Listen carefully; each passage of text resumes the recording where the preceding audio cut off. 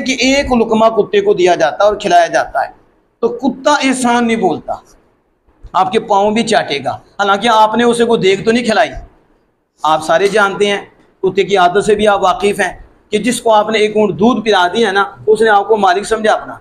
उस कुत्ते ने वो आपके दरवाजे पे बैठ जाता है, गर्मी सर्दी बैठा होता है, आप चाहे ऊपर इंतज़ाम करें या ना करें, वो धूप भी हो तो बैठा होता है, वो सर्दी हो फिर भी बैठा हो। देखो कितना वफादार है। एक लुकमा आपने खिलाया ना, अब आपके दोस्तों को भी पहचानता है, और जो दोस्त नहीं गैर है उन्हें भी।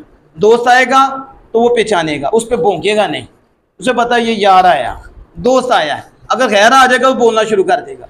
कितना वफादार है। एक लुकमा खाने के बाद वो आपका दरवाज़ा भी नहीं छोड़ता, भूखा भी रहता है, और फिर वो नंगा भी है, गर्मी सर्दी भी है, फिर भी पहरा देता है, और फिर भी देखता है कि ये कौन है। अगर गैर आता तो बोल के हिफाजत करता है, इतना देता है कोई और आ गया है। तो शहजादी फरमाते एक कुत्ता है, एक लुकमा खाता है, वो एहसान नहीं बोलता।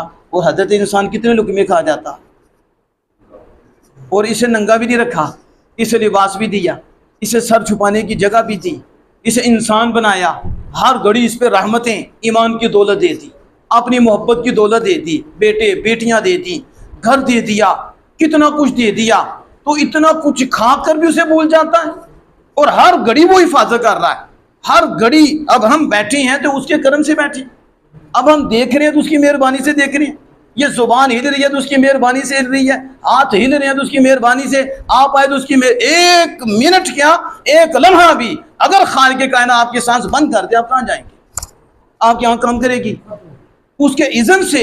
तो जिसके इतने करम हो, हमारे यहाँ कहते हैं यार नहीं उधर जाना है, क्यों? फलां वक्त पे उसने एहसान किया था हम पे, फलां वक्त पे उसने नेकी की थी। आप उस नेकी को सामने रखते हुए उसके घर चले जाते हो, उसका काम कर देते हो, क्यों? कहते हैं फलां वक्त ये मेरे काम आया था, फलां वक्त ये मेरे काम आया। एक बंदा एक वक्त आपके काम आए, आप उसे ज़हन में रखते हो और उसके साथ भी नेकी करते हो और समझते हो कि उसका एहसान है। मुझे बताओ, जिसका हर घड़ी है, जिसका हर लम्हा है, और जान भी उसके करम से चल रही है, रूह भी उसके करम से, ये आवाज़ें भी उसके करम से, हर सिलसिला उसके करम से, फिर हम उसका एहसान क्यों नहीं मानते?